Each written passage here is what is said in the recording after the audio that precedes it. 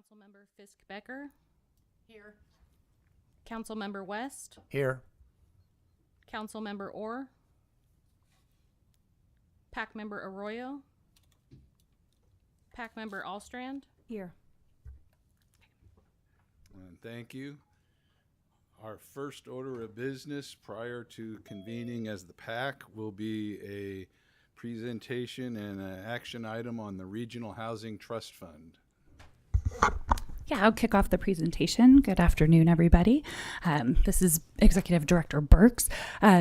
This item is coming before you because it's really kind of twofold. One is mainly to share information about local efforts to form a regional housing trust fund, share information about what that fund would look like and be, and also seek direction from the board about the desire to have HCOG actively participating in the formation of that type of fund and potentially even be considered as the administrator. We have Elizabeth Connor here tonight. Elizabeth is the former executive director of Humboldt Bay Housing Development Corporation. She recently completed a regional housing trust fund feasibility study for the County of Humboldt's Department of Health and Human Services Department, and also is working with the Redwood Region Economic Development Commission on advancing the conversation regarding a regional housing trust fund. So she'll go into a little bit more about what that fund could look like. I wanted to kind of share how it relates to HCOG and how we kind of got in the process of talking about it. So I want to cover a little bit about HCOG's relationship to housing. For many, many years, we've had the RHNA responsibilities, which is the Regional Housing Needs Allocation Process. We do that about once every 7 years, and that's where we get the numbers from the state that tell us how much housing we need, and we work with all of our jurisdictions to divvy up those numbers that go into the housing element. So that's one way we're already involved in housing. And I think more to the point of how we kind of got on this topic and interested in the Regional Housing Trust Fund is administering the REAP 1.0 grant, which we started, I think, back in 2020, and really for the first time had funding associated with housing policies that HCOG was administering. And we are still in the process of administering those REAP 1.0 funds, and it puts us in the center, or at least involved in a lot of discussions regionally related to housing. And then we did, as you're aware, we're successful in the REAP 2.0 grant, which for the first time we've directly supported through grant funding an infill housing project, which is the We Are Up project in McKinleyville. And it's, I think partly the reason we did that was because it meets, it's in a location being infill that meets our transportation priorities. And then as you'll hear in Elizabeth's presentation, some of the research she's been doing, HCOG has come up through her interviews and other discussions as an entity that could possibly manage this fund. I think it really speaks to kind of the composition of HCOG and the trust that people have, being that all jurisdictions are represented here. And so it's kind of organically come up. And my answer when I'm in meetings and this comes up is I say, we are, I'd be happy to talk further, but I really need some direction from my board. So today is that day where I'd like to, one, make sure you're aware of this effort going on and also get some direction. Is this something you'd like me to continue being involved in? And it's also, is it something you're willing to consider having HCOG eventually administer a fund like this? It would be a lot of changes. There'd be a lot more decision points as we go along. But this is just that first preliminary direction. Should we kind of keep our name in the hat as an organization that would be willing to host this fund and see the benefits for our region? And I'm going to stop my talk there. I'm going to turn it over to Elizabeth, who can, really is going to outline, what the funds can be used for, how they work a little bit more, very high level overview. Then I'll do a little bit of closing, and then we'll be happy to take questions. Is this working? Okay, good. Thank you for that introduction, Beth, and thank you for the opportunity to present.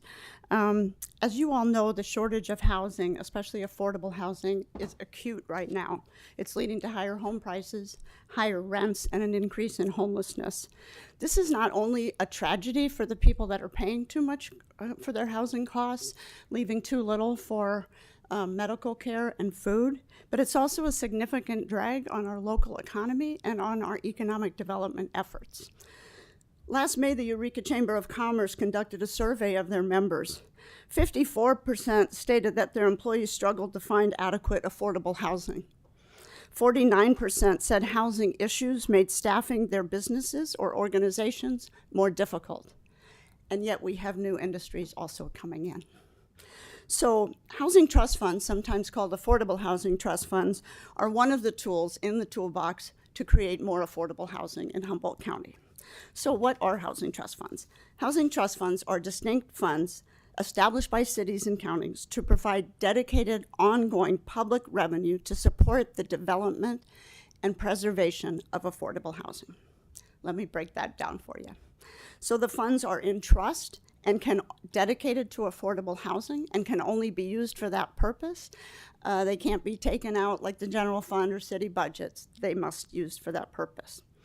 Housing trust funds support affordable housing in communities by providing grants and loans, and they're serving those housing needs that are usually unmet by state and federal grants. And I'll say more about that later. And they're often used to fill gaps that make a project go. Housing trust funds are funded by identified sources of public funds or fees, some of which must be ongoing funds. They can also be funded by many other sources, including one-time payments and private donations. So housing trust funds are used to address the specific affordable housing needs of local jurisdictions without much state or federal intervention beyond them setting some general use guidelines, some general income guidelines, and when needed, some length of affordability requirements.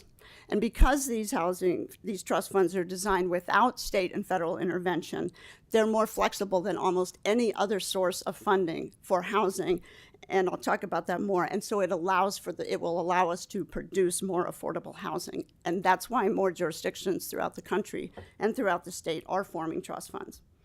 In California, housing trust funds are eligible to receive a 1-to-1 state match for any funds that we raise locally. So, what types of programs and activities do housing trust funds fund? First, to go back to the point, a lot of housing trust funds don't necessarily or even usually offer big pots of money to different projects. In fact, it's a compilation of it's a sort of putting together of a bunch of small percentage of small fees and stuff that adds up. And sometimes large donations. But rather, housing trust funds really offer gap financing. So for example, say, you can offer a loan to fill the void between, say, a senior lender, a developer equity, and the tax credits and other sources of funding.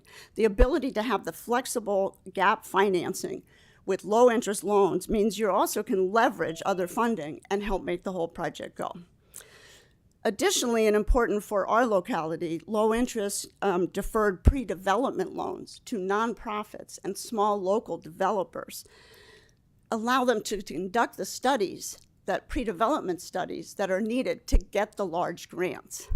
So this is a source for that. And it'll increase the productions of units and also increase the production of units by adding more nonprofits and small developers to our mix in Humboldt County. And by the way, my interest and passion in in housing trust funds began when I was executive director of Humboldt Bay Housing, the nonprofit affordable housing developer. There were too many times it took us too long or cost us too much to get the grant to have a large project, and the projects died. And so when I discovered housing trust funds and the ability to get this, I became very passionate about it and still am. So just to give you an idea, here are some of the most common programs and activities that are funded by housing trust funds in California. New construction, pre-development, rehabilitation of homes of low-income households. It's really important to preserve housing and not lose it. Provide match for state and federal grants. Emergency repairs, hard not to think of Rio Del. Accessibility upgrades, first-time home purchase or down payment assistance, supportive housing, transitional housing, or homeless shelters. And along with determining what activities to fund, each housing trust fund needs to determine the income group that it wants to target. And each one can be slightly different. And by the way, there's been an interesting change in state law related to housing trust funds recently, which is that right now, up to 20% of housing trust fund funds can be used for moderate income. meaning 80 to 120%. They may use it for that, and 30% must be used for low income. The moderate income was put in case local housing trust funds or regional want to address workforce housing. And so that's good. So what are the revenue sources? Well, there's nearly 100 different revenue sources that have been dedicated to housing trusts throughout the United States, and 60 that are most commonly used in California. As I said, small amounts contributed regularly add up and become the fund. So the ongoing revenues most commonly committed to housing trust funds in California are a percentage of real estate transfer taxes or document recording fees, percentage of our TOT tax, percentage of short-term rental tax, and many jurisdictions are adding an affordable housing fee to the short-term rentals. Inclusionary zoning or other in lieu fees, unclaimed utility deposits, interest from rainy day funds, small percentage of a general fund. And importantly, jurisdictions may also now use their permanent local housing allocation or PLHA funds as the match to contribute to housing trust funds. Okay, so that was my quick overview on housing trust funds, which again are distinct accounts that receive dedicated sources of public funds to support affordable housing. Here's a few other relevant points about housing trust funds. Housing trust funds can be either local or regional. In California, there's more local, but more and more regional are forming, and that's partly because the laws are changing to make it more advantageous because the state wants to encourage building of housing. A single jurisdiction may set up a local housing trust fund and also participate in a regional housing trust fund, and both funds will be matched by the state.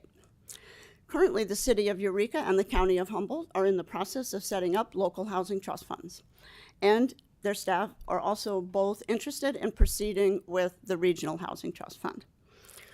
And also, housing trust funds, whether regional or local, can be run by a public agency or JPA, or it can be set up as a public-private partnership. So any jurisdiction can decide to set up a local housing trust fund. 2 of our jurisdictions are already in progress, but there would be many benefits to forming a regional housing trust fund in Humboldt County. Here's a few of them. A regional housing trust fund is eligible for more match funds from HCD. It's about double. A regional housing trust fund would create one set of administration instead of 4 to 6 separate ones, which would allow more funds to go to housing and less to administration. Smaller jurisdictions are significantly more likely to participate in a housing trust fund if a regional housing trust fund, because lack of staff capacity would really prevent them from setting up a local housing trust fund.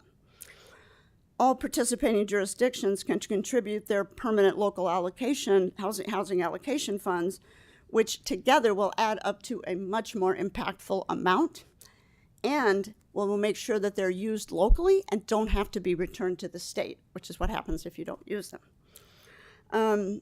Each funding cycle, in line with the overall priorities of the fund, a regional housing trust fund could loan or grant to the jurisdictions with the project or projects most ready to go. This will increase affordable housing development in our county. And just overall, our jurisdictions are so small, and when you add up the whole population of the county, we're 1/10 of a lot of cities that have local housing trust funds. And so, to me, it makes a lot of sense to take a regional approach. Combining our pots of affordable housing funds will provide more flexibility and increase our overall capacity. Okay, so understanding these benefits and wanting to move the idea forward, and with funding and support from the Department of Health and Human Services, in late 2002 and early 2003, I conducted interviews with planning and/or city management staff of almost all local jurisdictions to assess interest and to identify obstacles and issues. Additionally, I interviewed staff from potential partners or administrators, and including the Housing Authority, HCOG, and the Humboldt Area Foundation Wild Rivers Fund. And lastly, I presented to and received feedback from several individuals, elected officials, and groups about the Regional Housing Trust Fund to get input from a variety of stakeholders. So a brief summary of the results of interview with planning or city management staff. There was a lot of interest, and all said they would be at a minimum interested in further discussions, and there were no hard no's. There weren't even soft no's. The smaller jurisdictions stated they did not have the capacity to form a local housing trust fund. Several expressed concern about having the housing trust fund led by a single jurisdiction and preferred that it would not be. The interest in participating increased with the understanding that the permanent local housing allocation funds could be provided as a local match and then also matched by the state again. The interest went up further. And, I conducted interviews like this with these jurisdictions about 12 years ago. And I will say that there was a heck of a lot more openness this time and receptivity in the concept of regional trust. The difference is likely based on the acuteness of the housing shortage, the increase in the homeless population, and positive experiences with affordable housing development in several small communities. The summary of other stakeholder input was, overall, there was a lot of support for the idea of a regional housing trust fund. Many expressed interest in having HCOG, the housing authority, or an existing organization administer a housing trust fund rather than setting up a new independent joint powers authority. And in that context, also expressed that they did not want any of the individual jurisdictions to administer the housing trust fund. Some expressed that they felt HCOG would be an ideal fit since they're already doing the regional housing needs allocation. Many felt a public-private partnership with the Humboldt Area Foundation Wild Rivers Fund could enhance the effectiveness of the project and allow us to raise greater amount of funds. The local housing authority reported that they did not have the capacity to administer a regional housing trust fund at this time, as they are undertaking development activities for the first time and don't have the staff capacity to take that on at this time. The Humboldt Area Foundation and Wild Rivers Fund are very interested in potentially partnering with us and really playing any role they can to help move this forward, and it fits in with their key priorities. So the results of these wide-ranging interest interviews and feedback sessions were positive and promising and point clearly towards moving forward with the effort to develop a housing trust fund. So these discussions and the understanding of how the lack of affordable housing negatively impacts our local economy led to funding by the Redwood Economic Development Commission to move the discussion forward, and that brings us to where we are today and the next steps. So just very briefly, the next steps to forming a housing trust fund as we see it is, along with identifying an administrative entity, the key task now is to raise funds to hire a consultant to do a regional housing trust fund feasibility study, develop a potential administrative plan, and prepare all the necessary memorandums of understanding and enabling legislation that would be required. We have several sources of potential funding identified. The funds also would be used to develop an RFP for the consultant and continue to receive stakeholder input and building support for the regional trust. And by the way, the county did apply for REAP 2 funds to fund this effort, and they did not get the grant. Congratulations to HCOG for their REAP 2 grant. And so, just overall, there are definitely challenges and many things to work out in setting up a regional housing trust fund. Reaching agreement on the programs we want to fund, the income groups we want to target, the funding sources, and the government structure, and then codifying these into laws and enabling ordinances and memorandums of understanding, which must be then passed by each jurisdiction that's participating. That will not be easy. But we have solid models. We have a good plan. We have a good team. Local jurisdictions now have a match that they can contribute into a regional housing fund with the ability to use the PLHA funds. And we have initial support from planning and city management staff throughout the county. So no, it won't be easy, but taking it step by step, hiring consultants to walk us through decision points, starting small and growing our capacity bit by bit, I believe we as a community can accomplish it. With the understanding of the need for affordable housing, now as high as it's ever been and across all sectors, the flexibility of the fund to meet local needs, the appeal of the state match, and the ability to therefore bring more affordable housing funds into the county, I believe it's a perfect time for Humboldt County to set up a regional housing trust fund. Back to you, Beth. Thank you. Thanks, Elizabeth. That always, her presentations always get me very enthusiastic about the trust fund possibility. So yeah, I want to bring it back to the board and kind of, just touch again on what we're talking about tonight. Again, one, I wanted to make sure that, as HCOG as a board, you're aware that these discussions are going on, that HCOG keeps coming up as a potential role as an administrator of this fund. Elizabeth talked about kind of these next steps, that funding, that other funding sources would take care of the next steps. So we wouldn't be putting HCOG money towards this effort.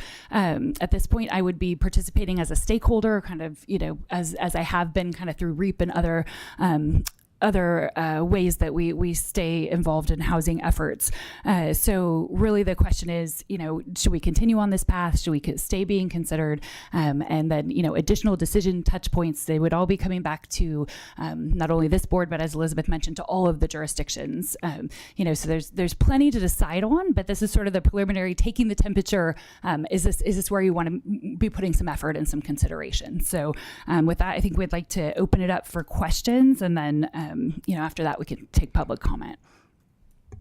Well, thank you. There's a lot of information there. It sounds interesting, and it sounds like something that could be useful to help build housing stock. But does anybody have board questions? Comments? Comment, yeah. Well, I was going to pull just after the board gets a chance to, and then we can do another comment after public comment. Go ahead. Oh, thank you both for your presentations, and I'm on board, and I think it makes a lot of sense, as was described on lots of levels. And we're going to be, as a board, reviewing our TOT funding, which we've increased in this last year, thanks to the voter support for that. And so it's a great time to be moving forward. In addition, our board did some polling recently of 600 registered voters to get a sense of where they were at on road revenues and other issues. And the top items that came out of that polling, the things that were of the greatest concern for those 600 random selected voters, was homelessness, substance abuse and addiction, mental health service needs, and housing. So those were the top 4 items that came out of that polling data, which is very fresh. It was just done in October. And I think we all know those are really important issues in the community. So this is a pathway forward. I fully support it. And whenever we get through the whole thing, I'd be more than happy to make a motion, but somebody else may as well. So I'll leave it at that at this point. Any other comment? Yes. Yeah, I just wanted to add a little bit to the background. So I do attend a regional housing meeting on a weekly basis, and have been for a few years. And former Mayor Seaman was part of that group. And so having both of us, 2 HCOG members in that group, is also part of, why this was suggested, that, maybe we could house that here. And so then we did invite Beth into our meetings, and so she kind of started coming to get a sense of things. So I do think it's a great idea, and that this would be a great place to house it. And so, thanks for your consideration. Okay. Is there any public comment, either online or in the audience?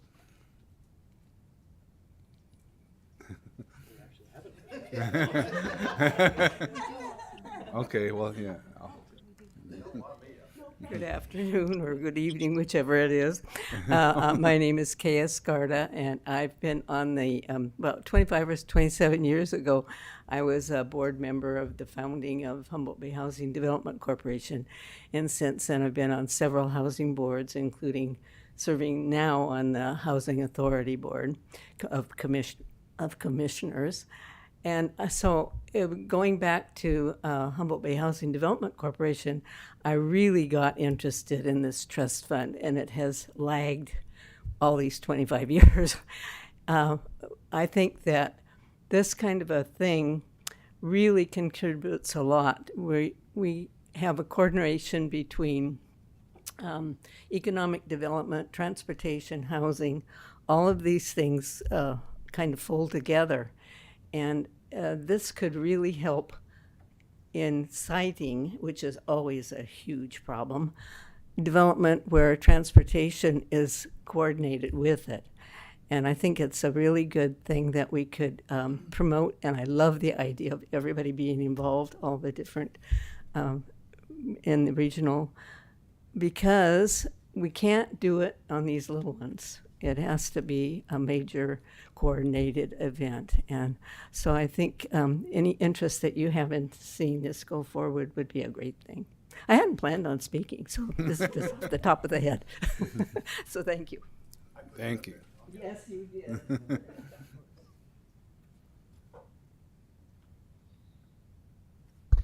Greg Foster, I'm Executive Director of the Redwood Region Economic Development Commission. And I just want to say that in 2015, our board, which is a joint powers authority of 19 members, put housing as their top issue that they wanted to address, which is really kind of new for an economic development agency. And as a result, and that was primarily a result of looking at workforce housing issues that we were hearing from our employers. So we're really supportive of this. I've worked a lot with Beth and Stacy and others on this issue for a while. We are a joint powers authority that runs a $13 million fund for the countywide, and with 50 plus organizations and businesses in our portfolio. And I can tell you that you do need that scale to make these things work on a portfolio basis. And so just from the economic efficiency, I think the regional approach is much better. Not to mention the fact that it's much more coordinated between and all the reasons that Elizabeth said. So I think that you can count on our board and our organization to keep supporting this. We're not interested in getting into the housing finance game. In fact, we can't use our funds for that.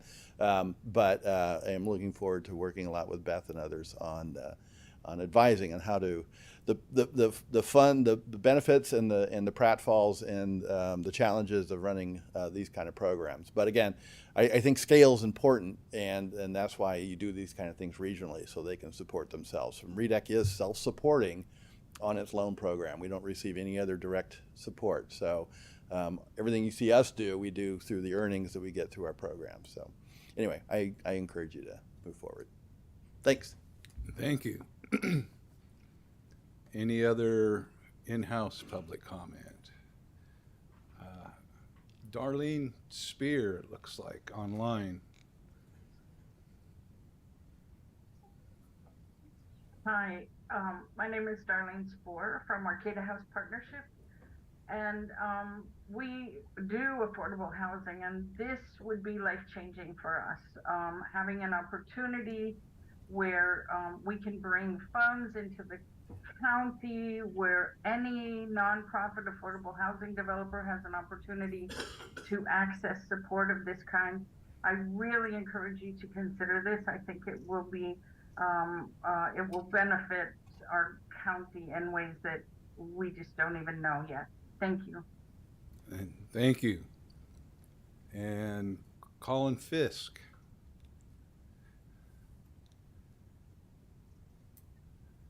Hello, Colin Fisk with CRTP, the Coalition for Responsible Transportation Priorities.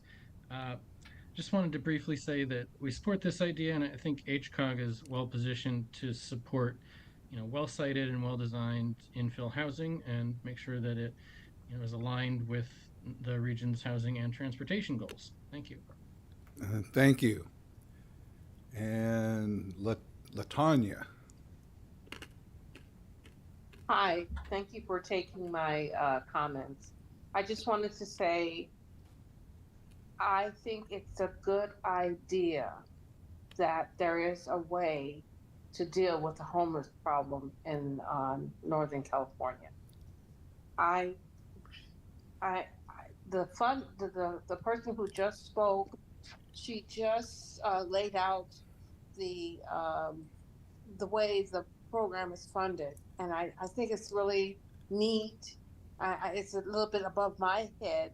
When I can understand the term trust fund is a phrase that's used. My understanding of a trust fund is different than the way she explains it. but I think it's using that phrase because of the way it gets its funding, the sources that the funding comes from, and just like the speaker that was on a few minutes ago, the self-supporting, and I think it's a good idea. I think it's a win-win. I am for it, and one question I do have is the type of affordable housing. From what standpoint do the affordable housing, what are some examples? Are we talking about the housing on the north end of Eureka? I think it's a green housing complex on the north end of Eureka. It's a big, tall building. I can't remember the name of the building. Or is it something along the lines of housing that's closer to C Street near the police station, the Eureka police station? There was a new housing complex that came up over around that area. Is it something like that? Or there's a housing complex that went up that was on the LaTanya, let me just, I can jump in here because I think we're back in the realm of lots of questions and we don't have all the answers to that. And again, happy to meet with you offline to discuss that. But I think we heard your comments related to being in favor of it, and we'll take those questions offline. And many of them are, we're not that far yet. We don't have any particular projects we're talking about this evening. Thank you. So, thank you. Does the board have any comments? Yes. So I wanted to thank you, Elizabeth, for your presentation. And I appreciated what Supervisor Madrone talked about as well, as about, these 4 things that we're all working on in our community, regionally, every day, all day, weekends, the whole thing. And so any opportunity to be able to move in that direction, I think, is critical to try. And I think this sounds like something that is going to make a huge difference in our city and region. And I love the regional approach. I think, if we did that on levels with the other 3 items that we have at hand, we would be in a lot better position. So again, thank you. I support this. And I'll let Supervisor Madrone make the motion. Thank you. And did you have another comment? I did have another brief comment. I think the questions about what kind of housing are very important. And as Beth said, that's stuff that's going to be worked on. But in Elizabeth's presentation, she covered a very wide gamut of things. And I think sometimes it's lost on the idea of preserving housing. And there have been CDBG grants that RCAA used to manage for years where you could get a small loan to rehab your house. And I lived in Blue Lake in the 1980s, and we were on welfare. I met Adeline back in that day, known her a long time. Thank you for all your service in Blue Lake. But it was a small $7,000 rehab grant that really helped lift my family out of poverty into a stabler place. And then we were able to move to another location, and we got another grant. But when we moved and sold our property, we paid back that entire grant. It was one of those loan forgiveness that if you stay there for 20 years, never had to make a payment, and it could be forgiven. Well, we ended up paying that back because it had lifted us up out of welfare, out of poverty, so to speak. And then when we got our second grant, the same thing happened, and it really stabilized our family from now into the future. And so sometimes it's not just the fact that we're holding on to housing, but it's also having a dramatic impact on low-income families and helping them to move off of welfare, which is a savings for taxpayers and the rest. So there are all kinds of amazing positive things that happen when we simply preserve housing and help people basically lift themselves up from where they're at currently to a much more stable place. So it is my pleasure to make a motion to move that the HCOG board direct staff to participate in exploring the formation of a regional housing trust fund for Humboldt County, including the possibility of HCOG administering the fund. So it's basically staff recommendation. I would love to second that. Thank you. So we have a motion and a second. And we'll take a vote. All in favor? Aye. Opposed? None? And the motion passes. Thank you. Thank you. Thank you, Elizabeth. And thank you, Beth. Yes. And at this point, we will adjourn as the HCOG board and reconvene as the Policy Advisory Committee. And the first item of business is a public hearing to receive comments on unmet transit needs.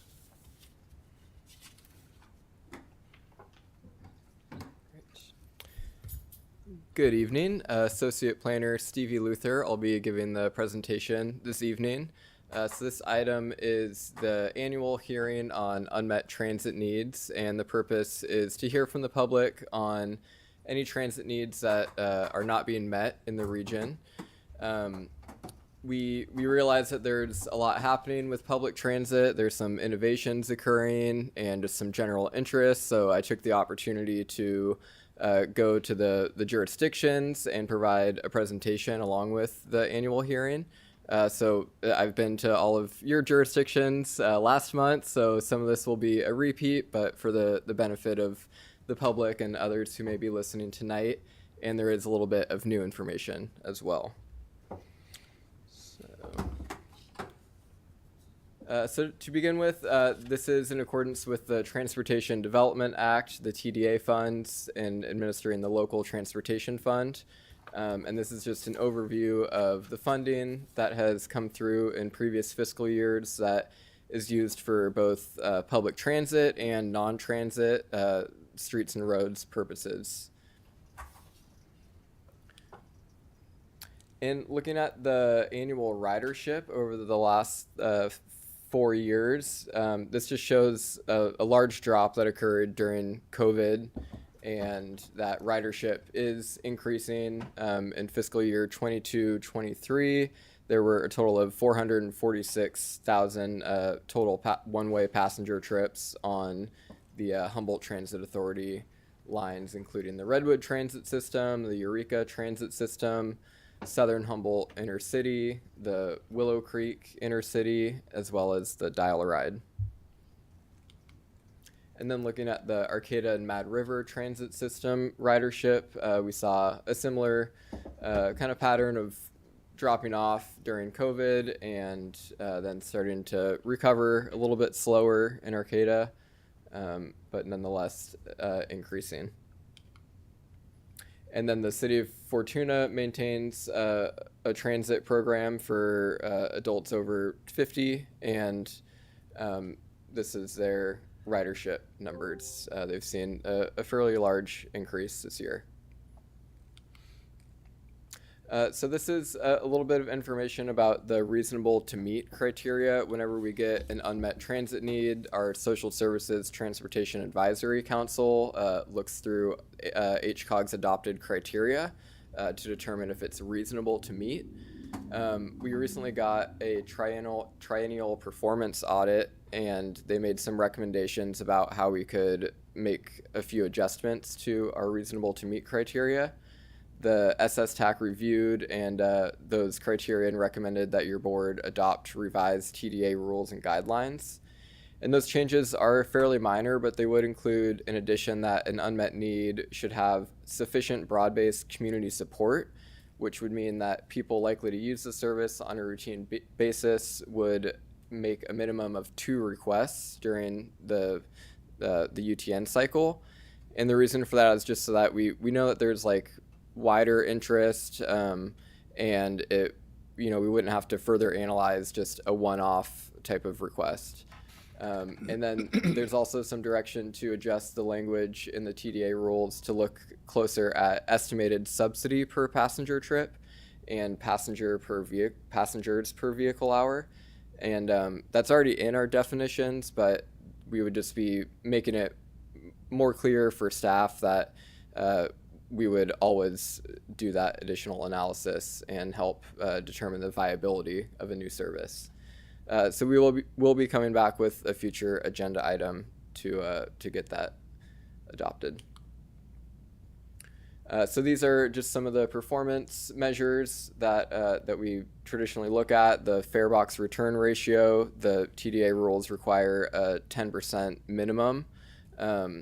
And we do look at the marginal fare box return ratio. So whatever the unmet need the new service requested is, we look at the fare box return ratio for just that new service. And that's a measure of the dollars collected through fares over the operating costs.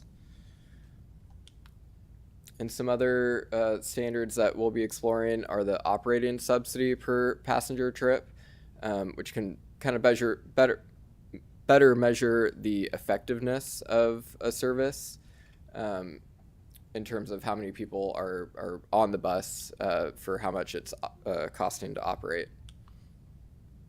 And then another criteria is the passenger trips per vehicle service hour.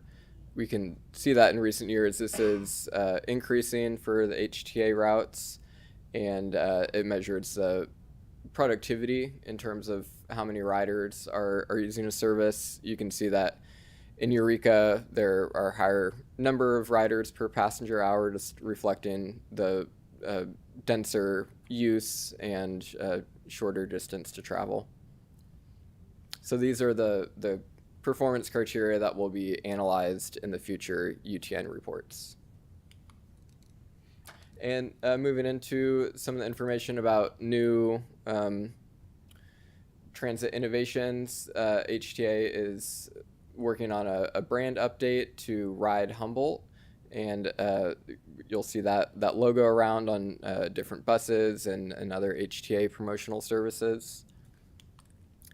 Along with that, they have installed credit card readers on all their buses, and it allows you to tap to pay using a credit card, and they have some fare capping rates where if you transfer to a different line within 2 hours and use the same card to tap on, you'll only be charged a maximum of $2. There is also a regional pass for $50.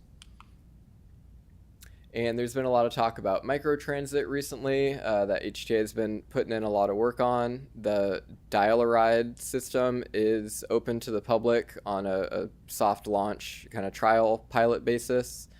There's a Ride Humboldt app, and the way it works is you can request the ride through the app. It is right now taking you just from existing bus stop to existing bus stop, but it can make the time to travel a little shorter than waiting for the next fixed route line. And then also coming up, we'll have the McKinleyville microtransit for the grant that HCOG has been awarded. And just a few other new services that come about outside of this unmet transit needs process. So it's kind of reflecting that we hear the needs of the community and can make changes. So the city of Arcata started this green and gold service map to increase service frequency from Valley West to Cal Poly. And then the Yurok Tribe Transportation Department has started service again from Wichipec, Orleans to Wichipec to Hoopa.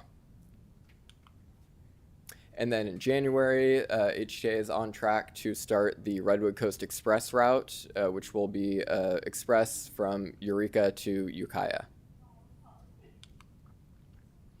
And just to wrap up with a few of the known transit needs that we often hear are for more frequent service, for earlier and later service during weekdays to get to work on time. Last year, Sunday service on the Redwood Transit System, and later night service on Friday and Saturday, specifically between Arcata and Eureka. Those were found to be reasonable to meet, so we're working with HTA to fund those so that we can continue to fund LTF purposes. And then I like to conclude with just operational need for bus drivers and the people that are doing the driving. They've done a great job hiring some new folks, which is a prerequisite to having these new routes. So we do have an online survey that's open right now. We've gotten about 12 responses so far. Folks can go here and take that survey. It's open until December 31st, and then we'll close the comment period for this year. You can also call or email, and I look forward to hearing any comments tonight. Thank you. Thank you. It's probably a little repetitive for you, but you do a good job. Thank you. It looks fresh and new each time. So at this time, we'll open the public hearing and receive any comments that may be online or in the audience. Yes, Colin. Hi, I'll keep it brief. I wanted to make 2 points. One is that I just think, we hear the same basic comments over and over again every year. And I think Stevie sort of alluded to that, but, we need more frequent service. We need later service, earlier service 7 days a week. So I just think, the kind of basic things that we need are pretty well known, and the way to achieve those things is more investment in the transit system. And then I also just wanted to point out that while it's admirable to try to come up with standards by which we can prioritize the limited funding that we do have, if we held other transportation systems such as roads to analogous standards for subsidy per user and so forth, most of them would fail. So I just think it's important for us to keep that in mind as we look at transit systems. Thank you. Thank you. And I believe LaTanya. Thank you for taking my comment. It's about the transit system for the Eureka. And I know, as the person who just spoke before me mentioned about 7 day service, 7 days a week service, and longer hours. I'm just wondering if Eureka would consider increasing the amount of time that the buses would be on the road during the 5 day or the 6 day week. And when will we know when they'll be going to the 7 days a week and increasing the hours and expanding the routes and the frequency of the buses that are running daily? When will we know this? Again, this is something that we do not have that information yet. The survey is not completed. The transit operators have not weighed in, and it is something that will come later. So I would just say, stay tuned for more information later, after the first of the year. So thank you. Thank you. Any other? Seeing none.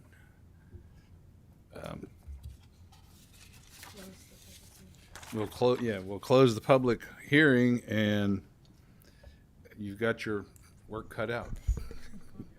Yes. So I actually have a public comment from somebody, and I just wanted to give their needs. They talked a lot about similar to what you were talking about, frequency, but I feel like I need to say it for them. They talked a lot about frequency and microtransit being closer to the destination. This is someone that doesn't leave their house very often because it's very challenging for them. And so having the opportunity to, park your car somewhere and get on the microtransit and go somewhere would be one way, or just to have the microtransit be able to drop them off at specific locations. And there was the concern about Dial-A-Ride doing this just because of frequency and time. And, if you've ever worked with Dial-A-Ride, they're a great organization, but sometimes you do have to wait. And then, closer to the destination. And then the other thing that I thought was really interesting he brought forward was, doing this microtransit during the Christmas season to see how it all works out down in Old Town and downtown, and maybe even over to Henderson Center. in town here. So that may be something that we consider in the future as well. Thank you. Thank you. Thank you. All right. Thank you, everyone, for their comments and ideas. Yes. Very exciting to see the numbers for Willow Creek, 29% fair return. I believe that's what that was. It's a lifeblood for the Trinity Valley out there. And for those couple of years that KTNet was not able to operate due to COVID and other complications, was really difficult for that community. Wonderful that the tribes, both the Yurok and Hupa tribe, have stepped up to partner with HTA to provide that service all the way from Orleans again, which some people don't even know it's part of Humboldt County, but it is. It's way out there. And it's just great to see that ridership. I mean, it's a lifeblood for families that are sending their students in to Arcata High, for instance, and things like that. So just really great to see that. And I also agree with what Colin said about how sometimes those numbers don't really express well what the need is. And, you know, at our board, we've been doing some polling, as I said earlier, around various needs, including roads and transit. And sometimes the results have everything to do with how you ask the questions. And you end up with predictable results based on how you do that. It was pointed out that there are a whole lot more people who would ride transit if it was more available. So you can't, you know, some of the polling questions were like, well, do you use transit? And of course, a lot of people don't. But that doesn't tell the whole picture. And so as a board at the supervisors, we are going to be working on a ballot initiative for November. And we've had a lot of feedback that we need to include transit. I don't want to see the road measure fail. Our roads are in desperate need. We're going to talk about that later tonight a little bit more with the use tax, gas tax work that's going on. But we absolutely need to figure out how to do both in an appropriate way. And so I look forward to more discussions by this board as well as our board of supervisors and input from the community on how we do that. How do we accomplish a better transit system and also get more resources for our roads, both city and county, right? It's not just the county by any means. So thank you. Thank you. Any other? Okay. We move on to public comment on non-agenda items. Items that are not on the agenda tonight, we can receive public comment on those. And LaTanya. Thank you for taking my comment. I just wanted to say, speaking of transportation, I don't know if you know it or not, that I'm not in the Eureka area at the current time. I'm in the Buffalo area, and I'm looking to come back for a visit to take care of some business of mine there. And I was told that there is no Greyhound service to Eureka. And I think that's such a tragedy. Can someone tell me why did they discontinue the service, and if they're going to reinstate it, when? I think it's necessary to have that service. Also, I want to say, please do not eliminate the air service that you currently have. Because right now you do have air flights that fly into the Eureka, or is it Arcata, McKinleyville Airport. And I think I would like you to continue with the service, and please do not discontinue that service. It's necessary for people that want to come and visit Eureka area. It's very important to me. Thank you. The airfare, the air service is not to be discontinued. And those are a lot of questions, but I think we have someone looking about the transit. Thank you. Hi, LaTanya. Nice to see you.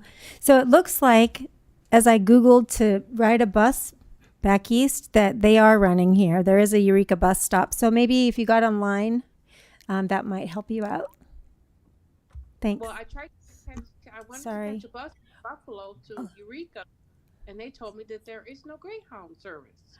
So you may have to Google it, but yeah, or you can email one of us and we can help you. Okay? Thank you. All right. Thank you so much. And thank you Mayor Burgell. And at this time, we will close public comment. I don't see any others up there. And we will look at the consent calendar. We have 3 items: approval of the meeting record, the fiscal year 23-24 overall work program amendment, and the City of Blue Lake 23-24 LTF claim. Does anybody want to pull anything? Any comments? Any public comment on the consent calendar? Okay. I would move approval of the consent calendar. I'll second. We have a motion and a second. All in favor? Aye. Aye. Opposed? Seeing none. We will move to action items and an amendment of the 2022 Regional Transportation Plan and adoption of the 2024 RTIP. I'm not leaving. I'm just changing positions. I'm not running away. No. I just think it'll be more comfortable to give my presentation from the lectern so I can actually see all of you, not behind a computer screen. All right. So we had an exciting STIP year this year because we had money, and that's always a good thing to be able to figure out what to do with some resources. So let's see if I can figure out how to use this. So I want to start by just kind of covering the basics of what this STIP is, just kind of not go into it too deep, but kind of give a little bit of history, what it is, and how we've spent our money in the past before I go into what the TAC is recommending for this year. So the STIP is the State Transportation Improvement Plan, and it's actually made up of 2 items. One is the Interregional Transportation Improvement Program. That is done by Caltrans. So they ask for our opinion, but we don't have to prepare that document. The other piece is the Regional Transportation Improvement Program, and that's the piece the regions prepare. So every region in the state is preparing this, and HCOG, of course, is responsible for our region. The money comes from the state highway account. This is a 5-year program. It's kind of interesting because the cycles are 5 years, but every 2 years we kind of re-up. So this particular cycle, the 2024 STIP, will go through fiscal year 24-25 all the way through fiscal year 28-29. And the Regional Transportation Improvement Program that was included as a draft in your packet, that follows the approved template that is given to regions, to non-metropolitan planning organization regions. So the other MPO regions, their format looks quite different. But for smaller counties like ours, we're following the template. So if it seemed a little clunky, I'm not taking any of the blame for that because that's just the template. So the process that HCOG, or kind of the CTC and HCOG, go through, what we do is we get an estimate from the California Transportation Commission, and that estimate is based on a formula. It comes to us. It's kind of a combination of population and lane miles go into this complicated formula, and they figure out how much each region is going to get. Then once we get that, then HCOG issues a call for projects to all the TAC members.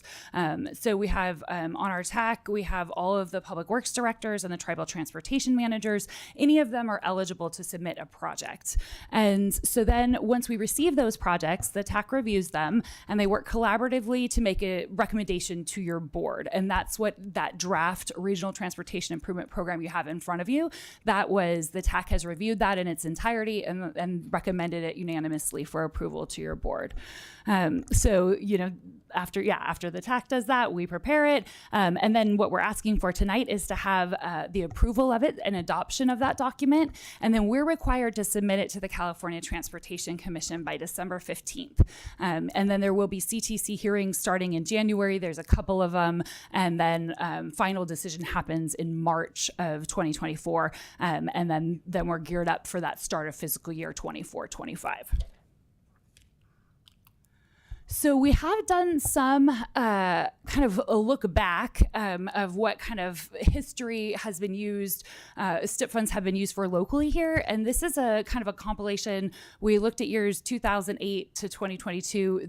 The reasons for that those years to be included is really just kind of the STIP looked a little different before 2008. The format was different. It's a little harder to dive into those projects and kind of make all the data match up. So that's really kind of just a convenience reason for that cycle. But that's why I'm showing those years. But in thousands, you can see how much was spent there. I think what I want to highlight is really since 2008 and a little bit before, the main thing, one of the biggest things we've invested in is the highway safety, and that really is the Indianola project. So that ate up a lot of our STIP resources for a lot of years, and really ended up being certainly the single biggest investment in that time cycle. Trails in there, you see the 5%. That is related to that highways to the Indianola project because that is specifically went towards the Bay Trail. So that was all kind of conjoined. And then the other big item you see there is complete street projects. And so projects that are proposed in the STIP, they generally have multiple benefits. So it was a little bit difficult to say, well, was it a fix it first? Was it a maintenance project? Or was it a complete street project if it added a bike lane or sidewalks weren't there before? So I had to make some judgment calls when I did this analysis. And I really just tried to look at, kind of what kind of the main purpose or impetus of the project was. For example, if there was no pedestrian infrastructure in an area and then there was good pedestrian infrastructure, I called that a complete street project, even if it had other benefits as well. So it's not a perfect science, but I just kind of want to give that history of kind of where we've been spending our funds, what types of projects.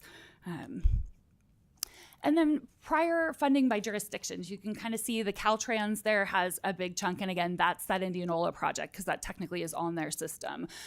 County, you can kind of see, generally sort of matching population, not exactly, but you can kind of see how it gets divvied up. Tribes have received money in the past, although not often. I will say, this is just kind of for reference and for information, but it is not allowed in the STIP guidelines to divvy up our money. Like we can't say, proportionally by population, we want to give each city, kind of their share or the county their share. We need to do it based on need. So it's specifically disallowed to just say, can we just kind of divvy it up population wise? Not acceptable. Okay, so that brings us to the estimate we had this year. So this year, I want to break this down a little bit. The estimates come, and there's many pieces to them. So there is a target, and that is what they assume to be available in that 5-year time span. So this cycle, we had 9.2 million, about close to 9.3 that was available. Then there's this PPM that comes to HCOG. This is planning, programming, and monitoring. So that helps us write the STIP, monitor the STIP, do other regional transportation planning. That's a 5% kind of cutout, and that's just kind of how it is. And so that money is 5% of whatever the overall target is for the cycle. And so that left us with available for projects this year with just over $9 million, or for this cycle, $9 million. Then there's this max target, and that is where they actually go out farther than the cycle. This would take us all the way out to fiscal year 31-32. They're saying that's what we're estimated to have until the end of 31-32. So we could kind of dip into the future, but we can't go above that max target. So we could have programmed more, but it would mean that 2 years from now would have less money available to put to use.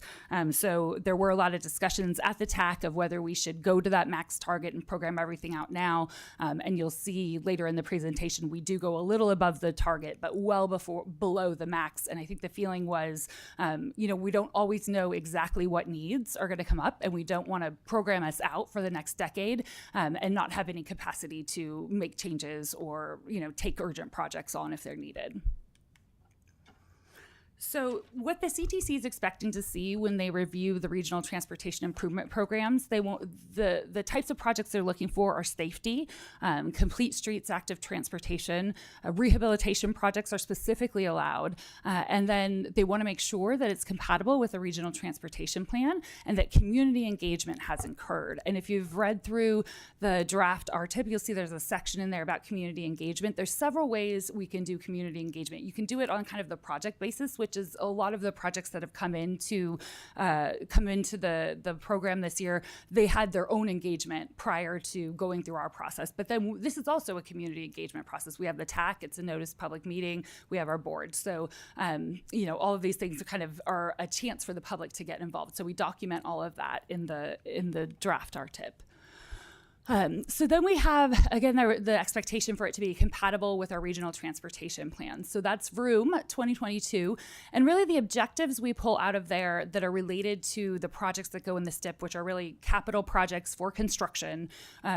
Would the project lower vehicle miles traveled? Would it contribute to mode shift, meaning getting out of our cars and using active transportation? Would it improve access to essential destinations by walking and biking? Does it have fixed at first benefits, which is really that road maintenance and rehabilitation? And then would it contribute to safety? So we're all going towards that vision zero deaths on our roadways. So this comes out of the Complete Streets project table that is in VROOM. And with every project that goes in there, we show which benefits would this have? So these are the ones that the TAC, when they're submitting their projects, they say, okay, these are among the benefits this project will have.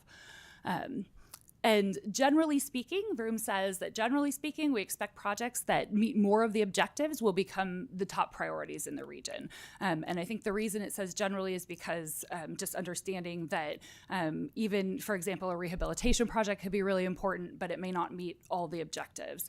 So there was that flexibility built in. There are challenges with our objectives, and we have received some criticism about them. I think, we don't include kind of the degree to which objectives are achieved. So if you click the box that says vehicle miles traveled are reduced because you provide, the project provides some type of active transportation component, we don't have a way to compare, well, how much are they reduced compared to a different project, or could they be reduced more? We don't have a good way to do that just yet. It doesn't rank objectives in terms of overall priorities. So they're kind of all treated equal, but we don't necessarily have guidance on, which of these objectives should receive the highest ranking. There are other policies in VROOM that definitely point us to, being very pro-active transportation, being very much concerned about safety, those kinds of concerns. So overall, I think, the kind of objectives we boiled it down to are the key ones, but still there's not an internal ranking process in that way. And then it's easy to, potentially over or under report the benefits. Some of these projects are at very early stages of design, and we may not know if we were going to ask exactly, it's difficult to, vehicle miles traveled is a good one to talk about because it's very difficult to say how much a transportation standalone project would change that. It has a lot to do with the land use being developed around it. So, there's a lot of different factors depending on the location of the project that might influence this. And we've been pretty basic about how we've been collecting this information. So I think that, we're just recognizing that the criticisms we're receiving from some of the public speakers at the TAC are warranted, that it's not a perfect science and there's a lot more information we could be collecting. But to say that we would have easy access to that information is very difficult, and we could be creating a very high bar that might be difficult for projects to even get proposed under our STIP. We have looked at exploring a ranking program. So what we did with the TAC is kind of look at the overall funding of uses. So kind of those two charts I put up, kind of a broader look at that. And the TAC did hear public comments, and they discussed the process. We talked about what other COGs do in terms of ranking. Some have a ranking process. Some have a policy document about what kind of projects go in the STIP. Ultimately, the TAC is not recommending any formal ranking process at this time. I think really what I've heard from the TAC is that it's very difficult given our variety of jurisdictions, some very urban, some very rural, to come up with a ranking program that would feel equitable because rural roads and urban roads are not the same. And so that is something I heard loud and clear from the TAC members, is just a concern that we kind of create a very cumbersome process and make it difficult for certain projects to be competitive, even though they could be highly needed for our community. We do have a safe and sustainable transportation target. And this one's very specific, so kind of separate from the ranking program. This is in room as it is today, and it says we're going to increase by 10% by 2023, which is now, and by 25% by 2028, the regional discretionary funding set aside for permanent infrastructure, pop-ups, pilots, and other projects for active transportation. So we know active transportation is a big focus of room. And I think when I went to kind of analyze this, I think about some documentation about this in the staff report. It's a little bit difficult to really say where we're at with this because of the way we were collecting information on past STIP projects. We didn't necessarily know how much, like I said, projects have multiple benefits. So to say, exactly how much of that project cost went towards the active transportation component might be somewhat easy to tackle in terms of construction dollars, but when we talk about the earlier project phases like planning, permitting, environmental studies, it gets a little bit trickier to say what exactly of that would be devoted to, to the active transportation components. Does it even matter because that's not construction, so it's not really like getting us, infrastructure on the ground immediately. So I think there's a lot of nuances here that I would like to be able to dive into. What I would suggest we did start collecting a little better information this year. So what I would suggest is we actually use this STIP cycle as the base year because we can start collecting the information in real time versus like a history activity of trying to go back and dissect the past projects and really pull out from budgets and things like that how much of a portion of a project was spent.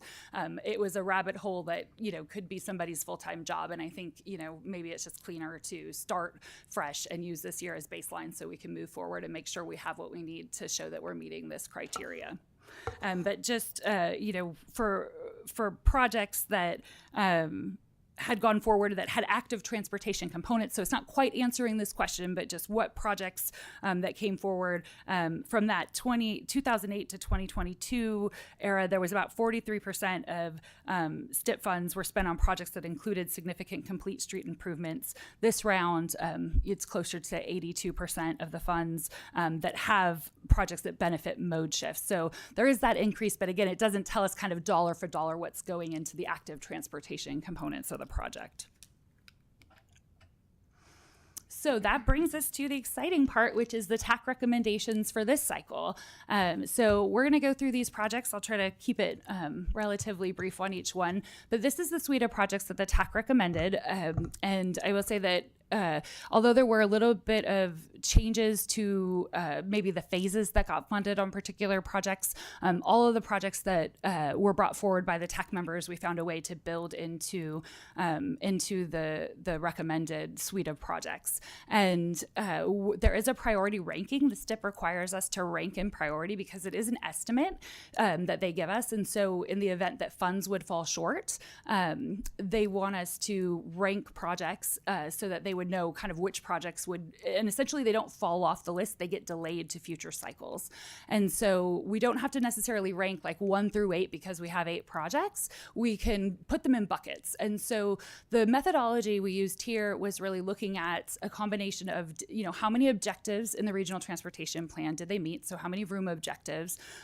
Did the project leverage other funds? So for example, the Beta Zoo Trail is ranked number 1. They have over $9 million of other funds that are ready to go for that project. So we can really complete the Beta Zoo Trail, make it construction ready by adding the STIP infusion of dollars. So that's why that one came out on top, because it just like gets them where they need to be so quickly for a really important community project and regional important project.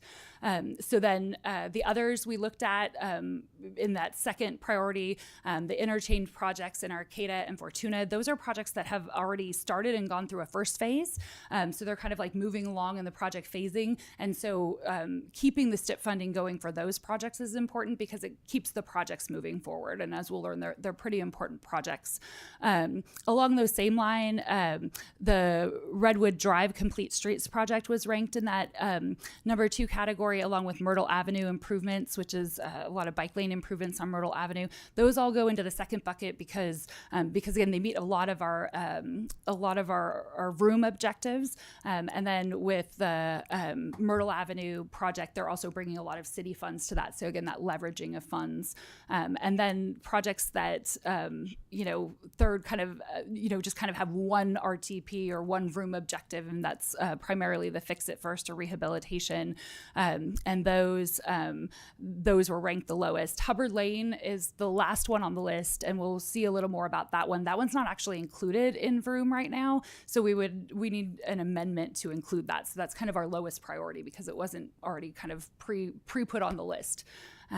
So we're going to just talk through a little bit of each project. I think Beta Zoo has been widely publicized, very exciting project with about 1.5 million of STIP funds. They can, my understanding is kind of make that project complete. It funds a little bit of all the phases because it's just kind of supplementing what they've already received in other funding sources. It meets several of the objectives: mode shift, reducing vehicle miles traveled, certainly safety improvements, and access to essential destinations. The county's Redwood Drive Complete Street project. This would be a complete overhaul of Redwood Drive in Garberville, really focusing on, improving the downtown core. It has a lot of downtown revitalization components to it, in addition to being a complete street project, adding street trees, things like that. So it's, and I will say this is the project that got the most community input. At the TAC meeting, we had several organizations and individuals from Garberville present via Zoom at the TAC meeting, really supporting this project. The county did originally ask for all of the phases to be funded, which would have included construction. That brought the cost over $10 million once we include construction. So what the TAC landed on was including all the project phases through right-of-way. So it would be essentially construction ready. And they encouraged the county to look for other grant funds so that we don't have that big STIP hit of another about $8 million. But that there's nothing to preclude the county in a future STIP cycle, once they get that sort of construction ready status, to ask for those construction funds and be considered if they haven't had luck in a grant cycle. So that was the reasoning behind that. But I wanted to kind of explain that history because we did get a lot of public comments in support of this project. The Arcata Interchange, US 101 Sunset Interchange. This one, it's really a critical link between town and campus. When Don Burden was here, this was part of his walk audit, and he dubbed it the longest crosswalk he'd ever been on anywhere in the nation. It's a very dangerous and confusing intersection, so they'll be looking at improving that. A prior phase was funded in a prior STIP cycle, so they'll be doing the next two phases, which is the plan, specifications, engineering, and right-of-way, really getting it in that construction-ready status, which will make them eligible for a lot more funding.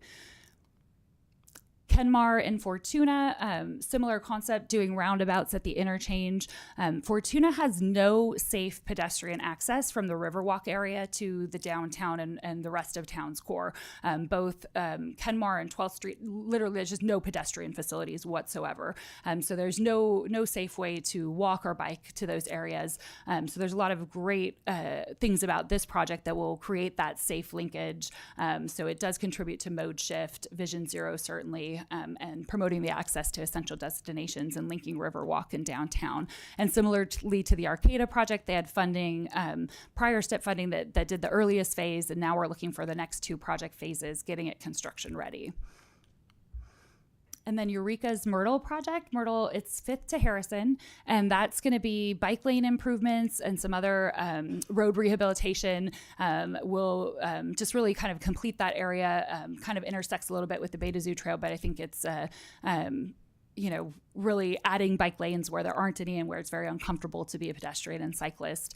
So this does contribute to many of the objectives, and they are looking for construction phase funding, and it really is just $600,000 because it's supplementing what the city is already putting in. So it's just, again, leveraging other funds. The county has put in for a Central Avenue surface rehabilitation and overlay. This is kind of the north end of Central Avenue from Grange to essentially the airport or north of the airport on the 101. This will be pavement rehabilitation, but it also has a bike lane included. So they're going to kind of shrink down the lanes a little bit, add bike lanes, which is great.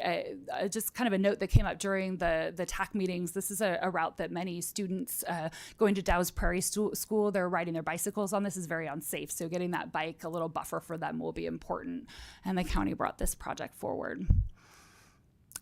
Trinidad has Main Street, Patrick's Point Drive, and West Haven. This is really just a rehab project, but I will say prior phases of this project really did the pedestrian improvements. So they've been kind of going through very methodically through step cycle, getting the ADA access done. And this is kind of the last piece of that. So this would be really all through town pavement rehabilitation. And then finally, as I mentioned, the Hubbard Lane project for the county. This one does require an amendment to room to be included. It is a fix-it-first rehabilitation project. They will be studying including bike lanes as they move it forward. They're asking for the whole project to be funded. And they will also be looking at, as you see on the right-hand side where it says end project there, there's a barrier for transit to serve that area. There's been a lot of housing development on this road, and right now transit buses can't use the road because of a dip that's right there. So they are going to also be exploring correcting that and see if we can get some transit access. But that's still to be determined through those early stages of engineering. So the overall benefits of the suite of projects that the TAC has recommended for approval, we get that new Class 1 multi-use trail through the city of Eureka, which is the Beta Zoo Trail, leveraging a lot of funding for that. There's interchange improvements at 4 locations that would be improving safety and pedestrian access. We get 2.16 miles of new on-street bike lanes. We get over 3 miles of rehabilitated lane miles and over a mile of improved sidewalks. So the funding requested, it did go a little beyond our target. So we're about 1.2 million over, but of course, well below the max target. So what that means is next STIP cycle, 1.2 million of our dollars will already be accounted for. So we'll have a little less to divvy up, but we still will, judging by what they're targeting, showing as the max target, which is kind of an indication of future STIP cycles, we should still have programming capacity next cycle.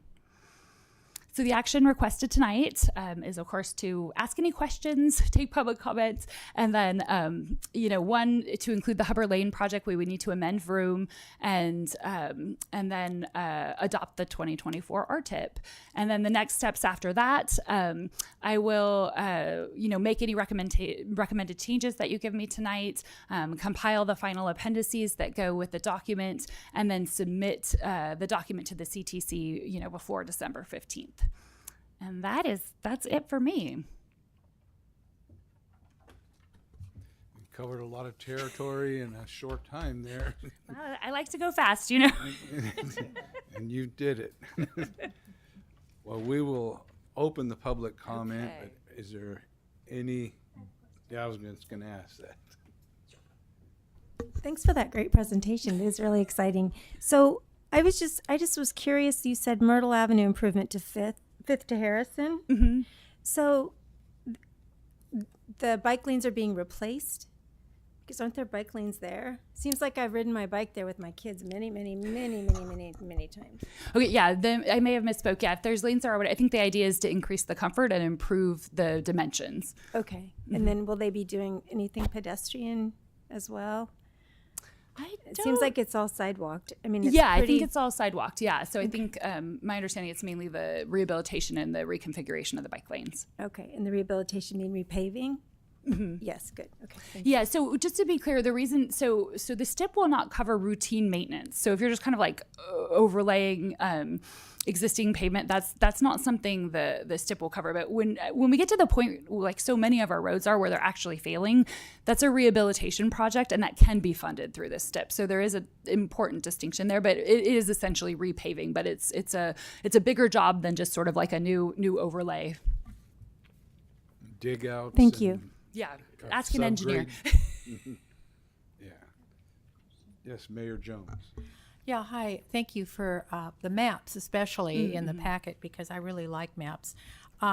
Concerning the City of Arcata Sunset Avenue area there, and I traverse that quite a bit because I like to go to Cal Poly Humboldt basketball games.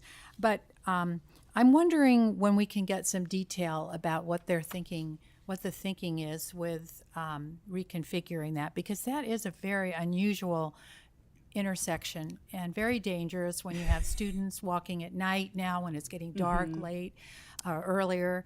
And so I'm just really curious to see what the final ideas are on that.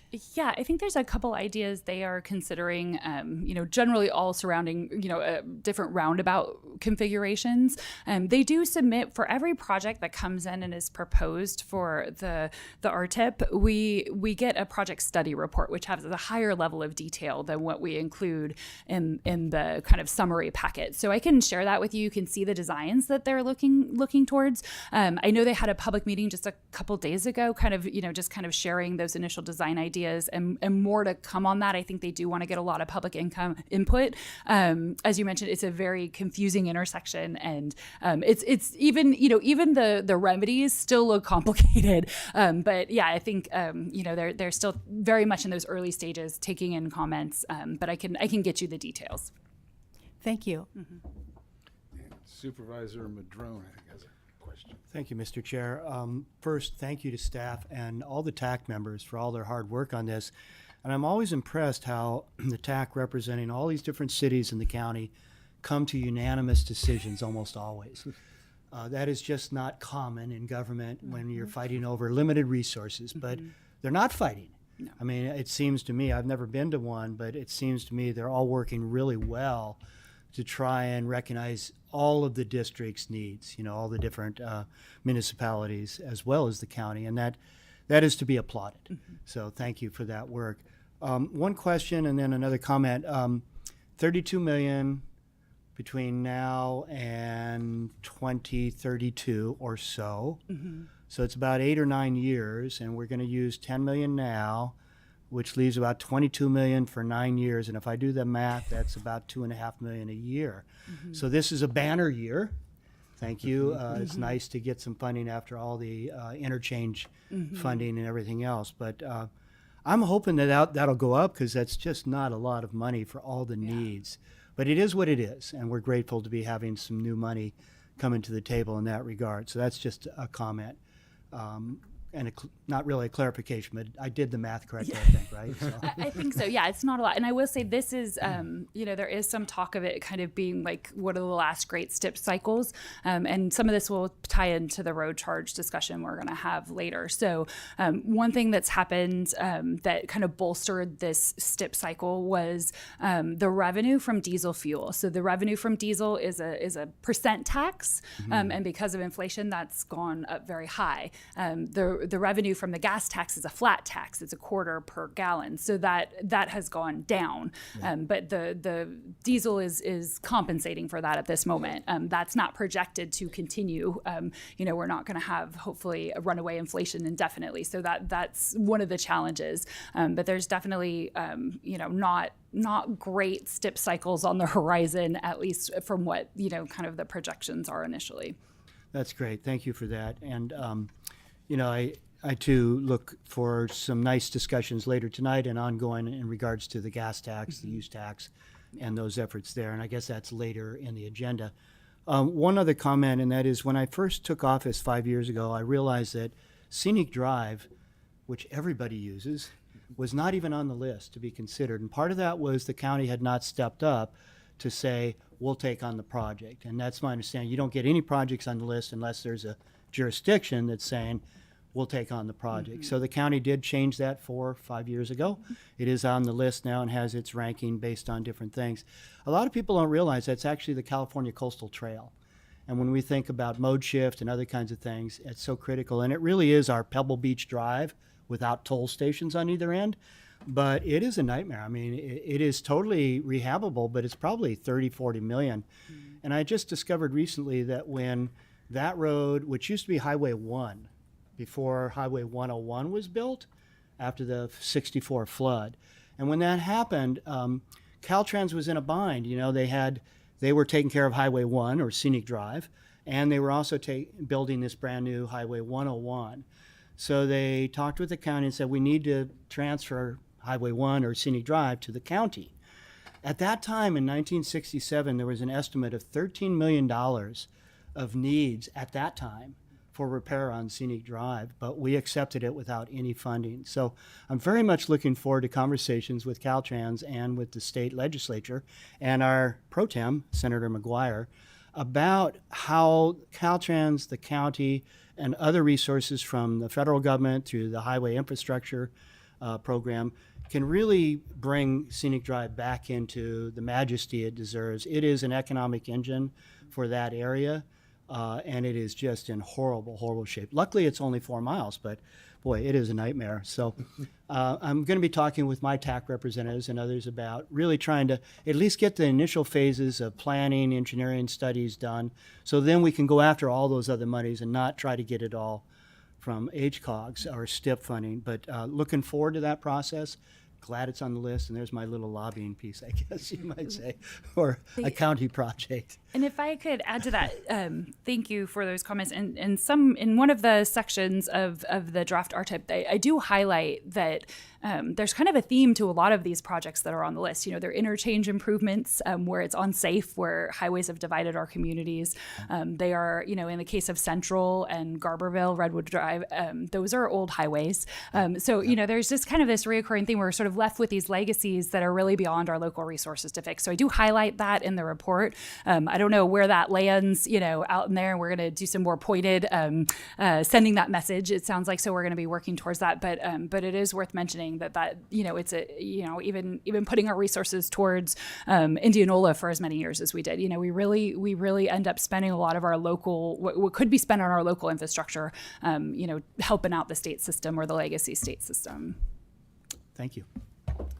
Thank you. Any other? Yes. I'm going to add one thing that I'm kind of impressed with.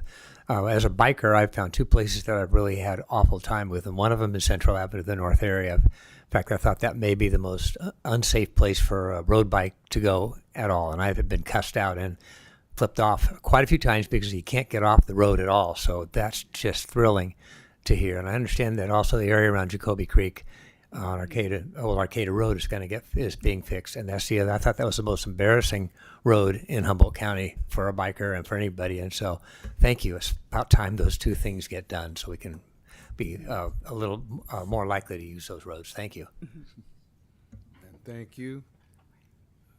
Looking up, I see we have Elaine Astru for public comment.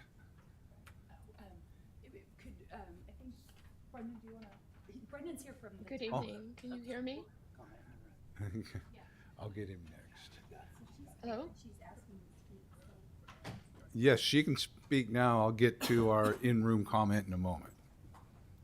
Good evening. After observing and commenting on this RTIP process at the level of the TAC, I welcome this chance to share a few thoughts. From the beginning, we were looking at not enough funding available for our identified projects, especially with the 10-year backlog resulting from our support of the 101 Indianola Interchange project. At the same time, we were facing the urgent need to shift our local transportation priorities in a more sustainable direction. Given this set of challenges, the need to be selective about which projects we invest in seemed clear enough. Unfortunately, that didn't happen.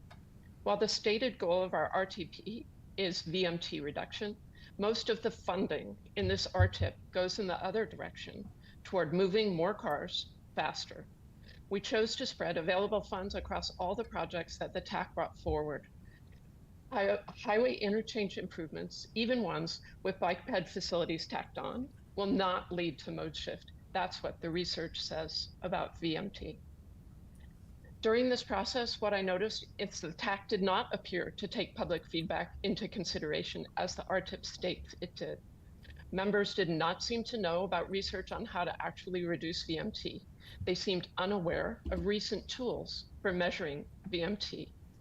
Now, I get it, change is hard. It's uncomfortable, it's uncertain. But right now, as I'm speaking, across the state, VMT is being quantified everywhere, down to the individual census tract level. Data is being gathered, a baseline is being created, and changes are easy to see.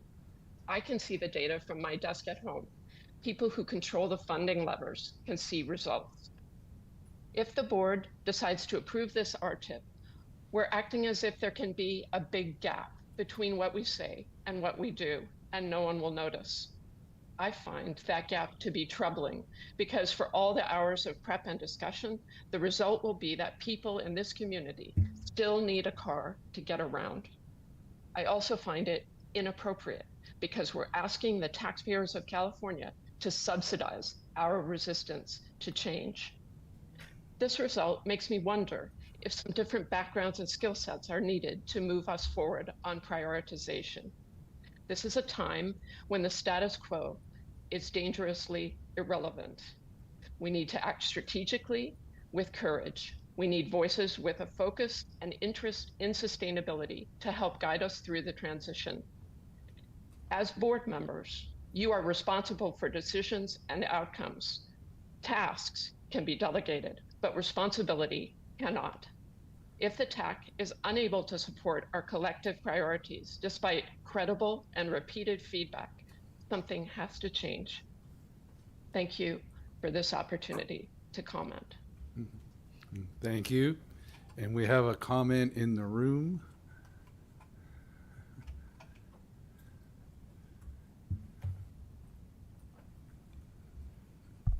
Yes, good evening. Thank you, Chair Johnson and all HCOG board members. I am Brendan Bird. I'm the City Engineer and Public Works Director in the City of Fortuna, and I also currently act as the Chair for the Technical Advisory Committee. First of all, I just want to, again, thank you for the time, and also thank Beth here for the excellent presentation she gave and all the support she provides during this process, both at the TAC level and at the HCOG board level. As the representative of the City of Fortuna, I would just really like to take this as a moment to kind of echo my support and the citizens of Fortuna's support for our project. We really see the Kenmar Interchange project being transformational for our community, both from bike ped, a safety, a vision zero, improving operations at an otherwise outdated and dangerous facility, and also really something to contribute toward our greater vision in Fortuna of providing for more ATP-related elements with tie-ins to the future Great Redwood Trail and tie-ins to the city's planned John Campbell Trail that would provide Class 1 facilities in an area and in a city really that doesn't have anything like that right now. So aside from that, I wanted to speak a little bit as a member of the TAC as well. And I really do want to go back to the sentiment that Board Member Madrone had mentioned a minute ago, which is, we're a very diverse county. We got a lot of diverse needs. And we always seem to find a way to come together at the TAC level and support each other, to recognize that we all have diverse needs, to recognize that it takes all sorts of different types of projects to deliver all the things that we need for our constituencies, our jurisdictions, whoever we are supporting, whoever we are representing, and whoever we are trying to make needed improvements for. So we really feel at the TAC level that we have presented a suite of projects that meets a lot of those needs and advances a lot of those goals, while also keeping a focus on the entirety of our maintenance needs, and as well as our capital improvement advancements in infrastructure, and kind of changing what's available to the users of our collective transportation systems. So with that, again, thank you very much for the time, and appreciate all of your consideration for our projects. Thank you. And I believe Colin was next. Hello again, Colin Fisk with CRTP. I want to start off by thanking staff for their hard work putting the document together, and note that CRTP supports several of the projects that are included. However, that being said, the projects really haven't been reviewed in an objective or consistent quantitative way to determine their contribution towards meeting our regional transportation goals. Instead, mostly the process has involved checking boxes that don't have any clear or consistent criteria, which have resulted in some problematic outcomes. For example, the information provided for some of the projects claims that they will both relieve congestion and reduce vehicle miles traveled, despite the fact that decades of research show that those two goals are mutually incompatible. Several also claim that they'll result in mode shift, while not really providing bike or pedestrian infrastructure that's low stress or comfortable enough that anyone except the most confident or desperate bicyclists or pedestrians will use them. There are also projects intended to improve safety, and hopefully will do that, but the descriptions don't provide sufficient information to judge or compare the extent of the safety improvements. I think it's important to remember that our transportation systems are deeply implicated in both the climate crisis and the street safety crisis, and consequently, HCOG has adopted those ambitious, urgent targets in the Regional Transportation Plan. And just a few of those goals are to increase the percentage of trips made by non-car modes in the region to 30% by 2030, to double transit trips by 2025, to reduce vehicle miles traveled by 25% by 2030, and decrease traffic fatalities by 50% per year until we hit zero. So it's critical for our safety and our community's health and our climate that we meet the targets. And we're not going to meet them if we don't carefully prioritize the discretionary dollars we have and put them towards the project with the biggest impacts and the best design. The RTIP is the biggest source of discretionary dollars that HCOG controls, and we desperately need to develop a ranking and prioritization system to ensure that we're maximizing the impact of the dollars on climate, safety, and health towards meeting the adopted goals. So again, I'm not saying that there aren't good projects in the proposed RTIP, there are, but it's just not clear that this set of projects collectively represents the biggest impact we could have with the funding, or that the projects themselves couldn't be better designed or improved to achieve those targets. So we're asking you to direct staff to develop an objective and data-driven system for ranking and prioritizing all discretionary funding so that we ensure we're spending our limited dollars on projects that will take us the furthest towards meeting the adopted and urgently necessary safe and sustainable transportation targets. Thank you. Thank you. And I believe I heard in Beth's presentation that she is looking into ways to improve a ranking or develop a ranking system that is meaningful. Yeah, I think that a couple of things that we're working towards. We'll be bringing forward again we've brought it to the tech. It's a funding consistency analysis. This was an item that came out of the financial element of room, and it's to look back and see kind of what our impact has been and to decide if we need a ranking program moving forward. So we've kind of done that initial step with the tech. They've reviewed a draft. They've given me comments I need to incorporate and bring back. But within that, they were loud and clear. The tech is not supportive of a formal ranking program. I do think that there's a lot of RTP objectives that we need to do a better job of quantifying, and that is a process that we've been in, and it's a big job, and everything comes with a lot of decision points. So it's something we need to be thinking really critically about, and whether it's ranking for these projects or thinking about what we put our efforts towards when we're going after grants, things like that. I think we could be doing a better job of syncing all of that up. And in that way, we are in process of that. We are looking to kind of combine, some of the equity elements that are in the room document, along with the safe and sustainable transportation targets, and figure out, how we can be meeting those. Some of those things are already happening. Getting that grant that we got for the level of traffic stress analysis. This is an analysis that'll be telling us how stressful it is essentially to be a pedestrian and cyclist, like on a street by street level, with ground truthing for the greater Humboldt Bay region, which we're defining as basically from McKinleyville all the way down to Fortuna. So it covers most of our large cities. So having that information, for example, that would be something really tangible that we could start building it off. We could start layering that with other information to say, like, well, where could we get the most bang for our buck and add to connectivity? So we don't, at the HCOG level, we don't have that now, where we're actually like highlighting projects that we want to put on the list, or see like the delivery could really be most impactful. That's not a process we've gone through. All right, thank you. We have LaTanya. Thank you for taking my comments. I just wanted to say, as a person who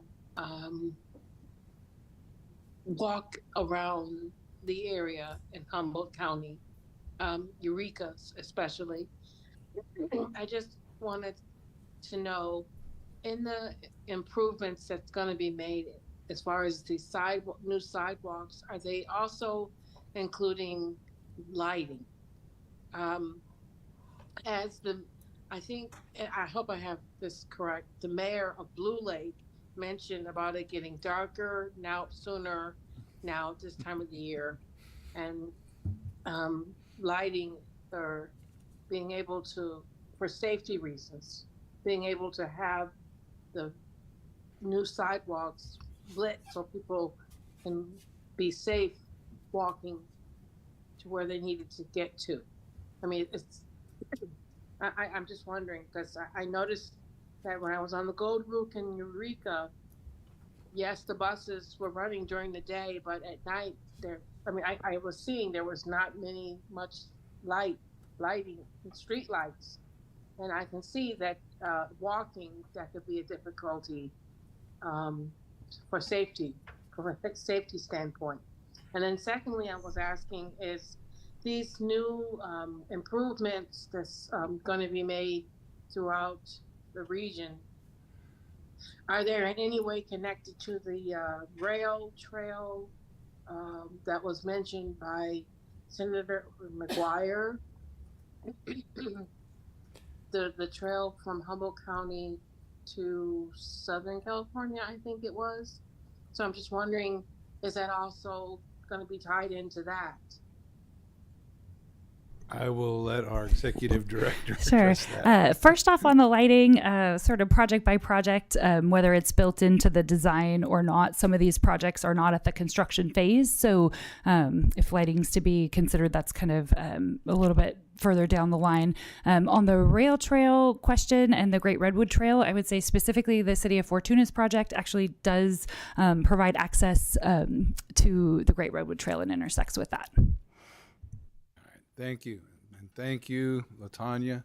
Is there any other public comment or board comments and questions? Seeing none, we will entertain a motion.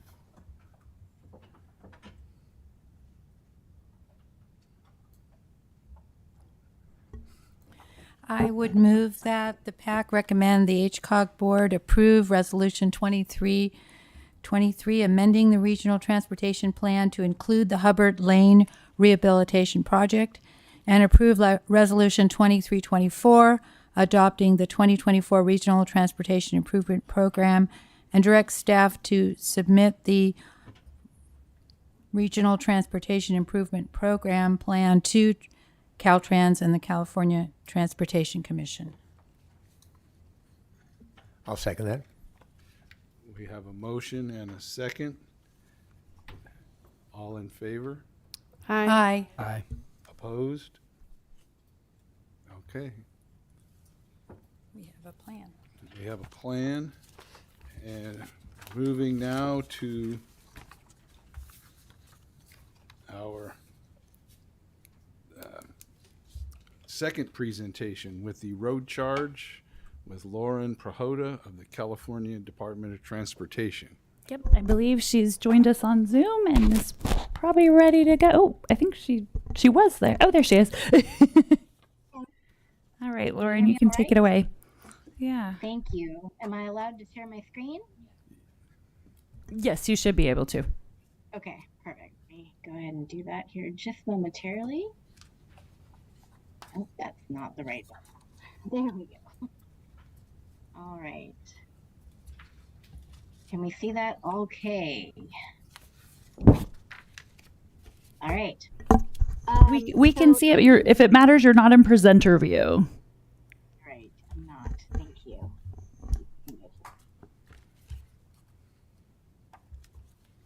All right. Are we good there? Yep, looks great. Perfect. All right. Well, thank you so much for giving me some time in your evening. I know there's many busy agenda items you need to cover, but I just wanted to circle back with y'all. I've had the privilege of coming to the Humboldt area both virtually and physically a couple of times this year, just to keep you in the loop of what's going on as the state is investigating a potential opportunity of replacing the mechanism that we use to provide funding for our critical transportation projects, both at the state and local levels. And last time I was touching base with you all, we were talking about our upcoming pilot, the public-private road pilot, that was focusing specifically on the impact to rural and tribal communities. Um, and looking for participants and trying to share information and see really what rural areas think about this idea, this new concept, and how it might fit uniquely into the priorities and unique lives of rural areas. So I'm coming back with just some initial takeaways as we have wrapped up our pilot in October, and so we're starting to analyze and everything. But I thought it would be a good time to give you guys an update on some of the things we've seen and heard from our outreach efforts to rural areas. So first off, I will say, we had a goal of recruiting 500 participants statewide, both from rural areas and tribal areas, as well as some folks that we were partnering with in one of our tolling agencies in Southern California. We did not get there because it's a pretty hard thing to recruit in these areas of the state, and particularly with our outreach to the tribes.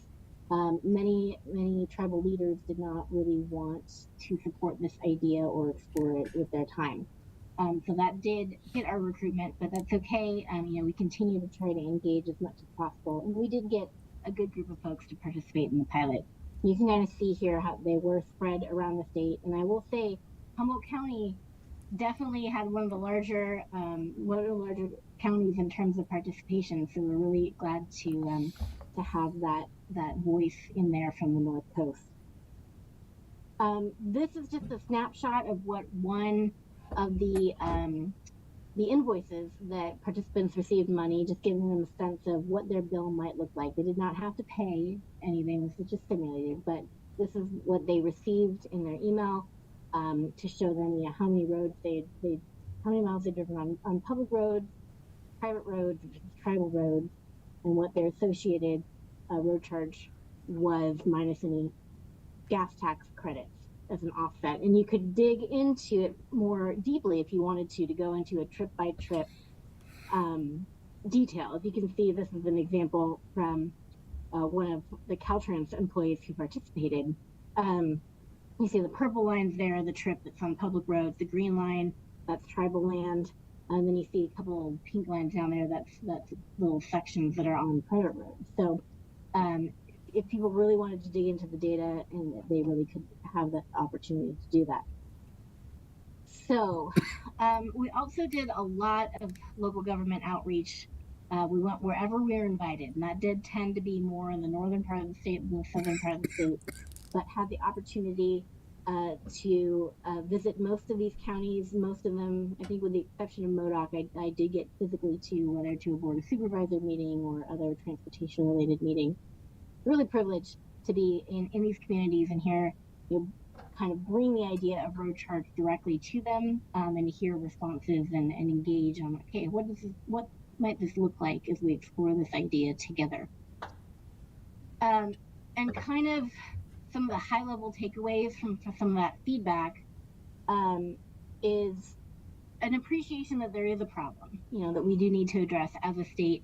The gas tax is not going to be a sustainable source of funding for a transportation system into the future, and so we do need to do something. And also an appreciation that the state recognizes that it's important that the rural voice be at the table as we develop a potential replacement.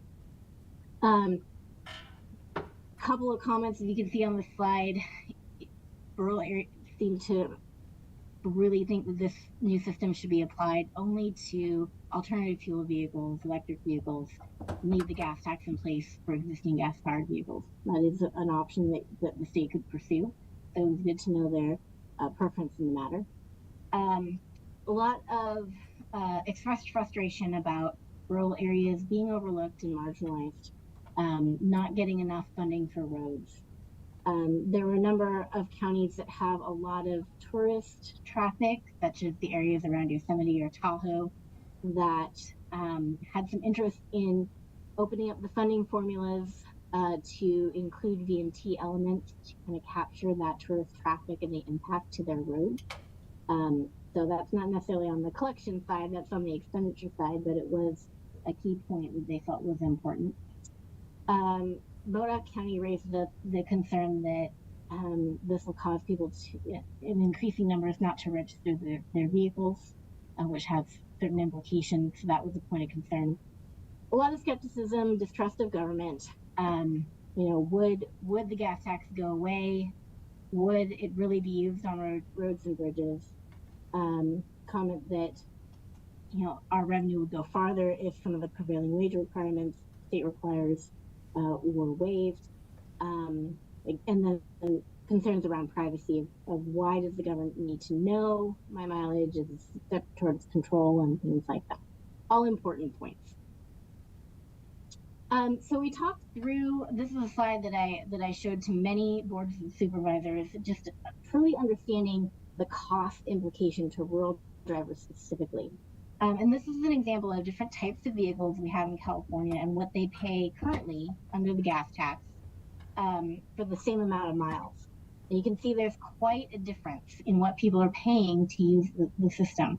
And when we look at the research that we've done over the years, and many states have done, those folks at the end with the low efficiency vehicles that are paying the most tend to be in two groups. One, rural drivers, and two, those in disadvantaged communities. Because on average, these groups tend to drive those lower efficient vehicles. And so when we consider moving to a road charge, we see that everyone is now paying the same to drive the same number of miles. So that means that the electric vehicles that are currently not necessarily contributing in the same way to the system now are paying more, and those low efficiency vehicles, the cost is coming down for. So what that means potentially for rural drivers is that they would be paying less in taxes. Now, with the expressed preference that we heard of having an EV only system, that's what this looks like. So you do have the low end rising and more fairness coming in contribution from the high fuel efficiency vehicles, but you still do have the low efficiency vehicles paying significantly more. So these are just points to consider, as the state continues to discuss what this system should look like. The impact on residents and different groups of residents is very important to understand.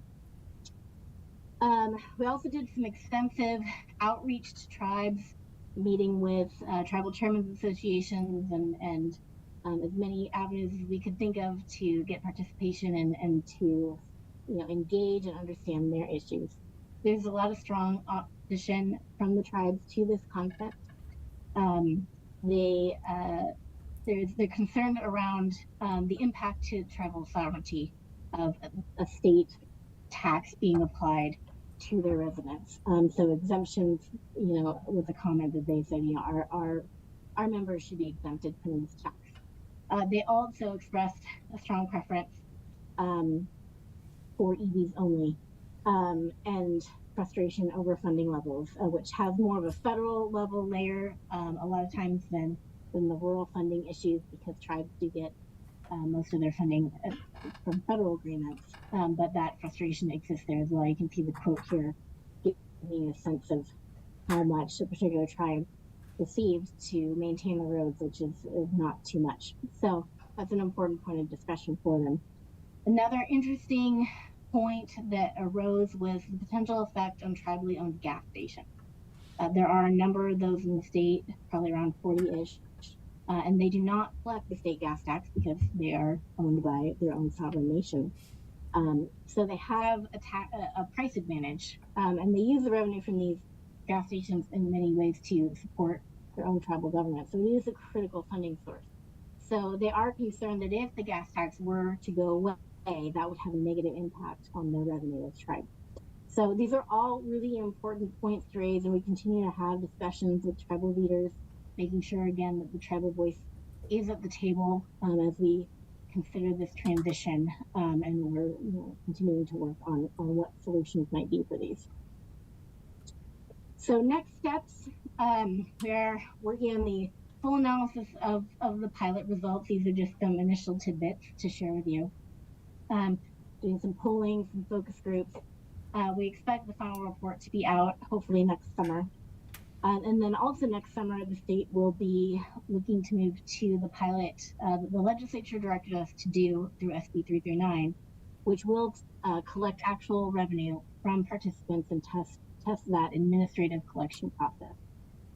So we'll hopefully be recruiting in late spring for participants. Again, love to have members from Humboldt County participating in that. We'll be sharing more information, at the time, but just wanted to give you a heads up that is coming. With this upcoming pilot, we hope to be wrapping up the state's research on this topic towards the end of next year, so that we will have explored the issues and questions and stakeholder discussions that we feel need to be in place, and at that point it becomes more of a political conversation. So with that, again, my contact information is here. All the information we have about our pilots and research and everything, again, is on our website, and always I encourage anyone interested to go there and explore the world of road charge across the nation, which we have much information about what other states are doing there too. So with that, happy to take any questions. Thanks. Well, thank you very much. And it's one of those tasks that's not easy to do, but needs to be done. And I think we do have a question already, Supervisor Madrone. Thank you for once again coming and sharing your progress with us. We appreciated that initial presentation a while back. And at that one, I and others brought up the issue of how it looks like we're funding state highways pretty well, but rural roads simply are not. And so however we collect this money, I myself and I believe many rural county representatives are going to continue to ask this question, is how do we actually get to adequate funding for our local roads?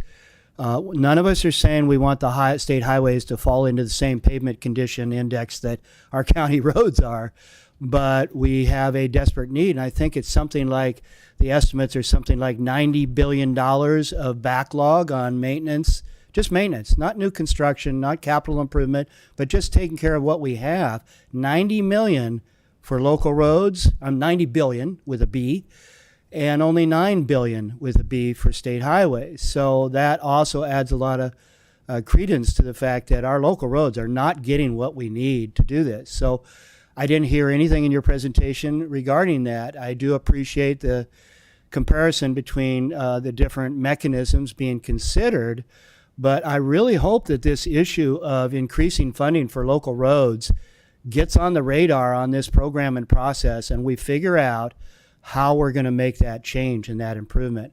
We have desperate needs in our communities for this funding.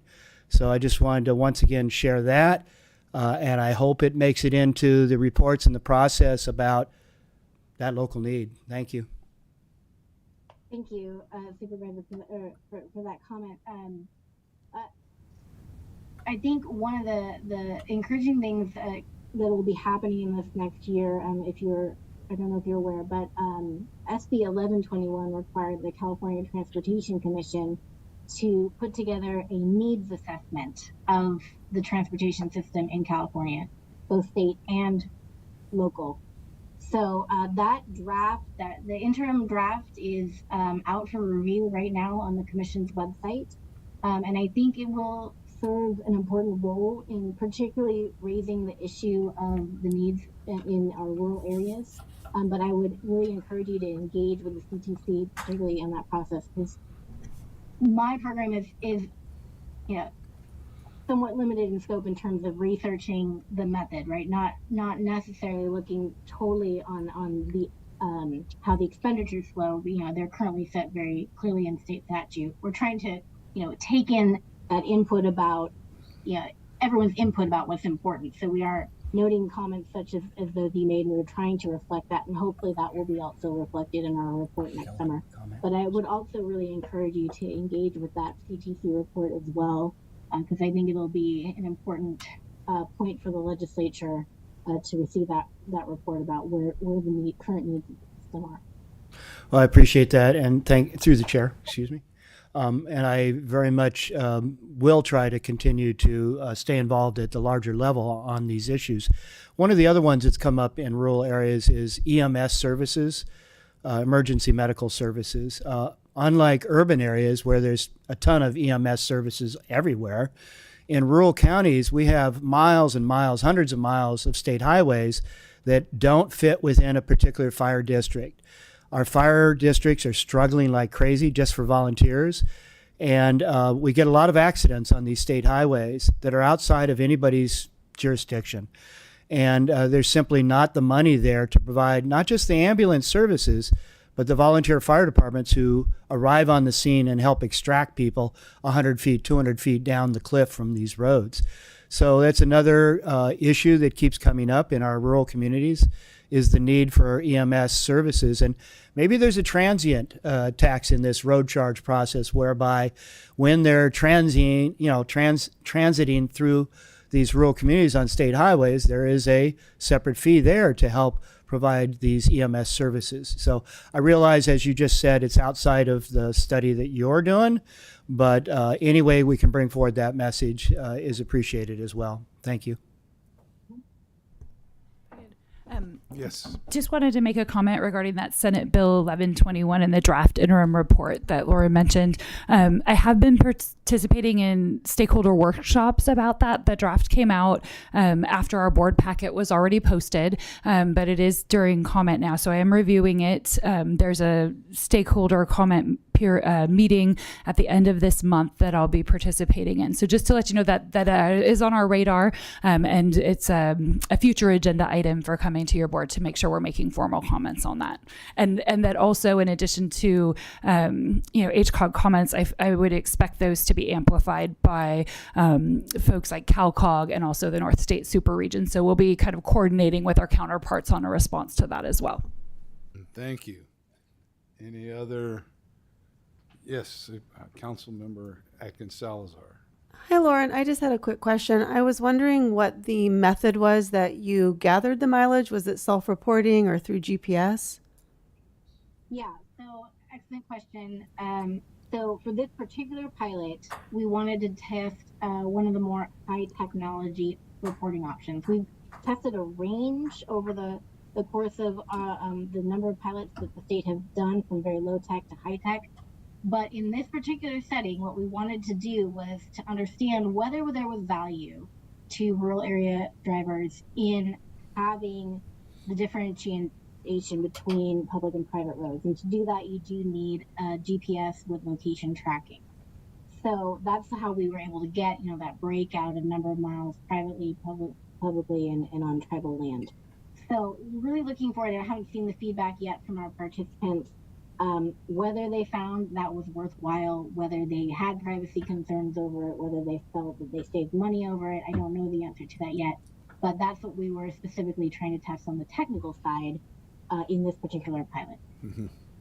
Thank you. Yes, thank you. And any other? Well, seeing no more questions, we thank you for your presentation and filling in some of the gaps in our knowledge base, and look forward to hearing from you again next year. Thank you so much for your time. Can I speak to the lady? There is no mechanism for public comment in this presentation. It's board only. And Councilmember Atkins Salazar had another question. I just wanted to just address the board and let people know, if you didn't, that I do serve on that technical advisory committee, and it is really limited in scope with what we are talking about. But if you ever have questions and want to talk to me about that, I can give you the information that I do have. It's been very interesting, and there were some, they did some research, interviewing people just to find out their knowledge about gas tax and their willingness to convert. And it was really interesting to observe those. And I can just say that it's going to be a really heavy lift to try to change this system. People are extremely skeptical, and I just think it's going to be a pretty long process to get to that. Well, thank you. And thank you, Lauren, again. My pleasure. Catch her name. I didn't get the lady's name who just spoke. LaTanya, I'll make sure to email that to you. I'll email you all her contact information. The one on the board with you right there. Thank you. And at this time, by a motion, we will reconvene as the HCOG board and approve the PAC recommendations. Motion to reconvene. Motion to reconvene.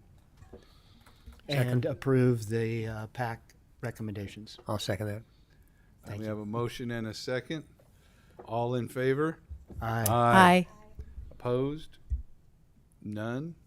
So thank you for that, and we'll go to HCOG staff and PAC member reports and our executive director's report. Right. Well, I really will spare you. Just thank you so much for this very long meeting tonight.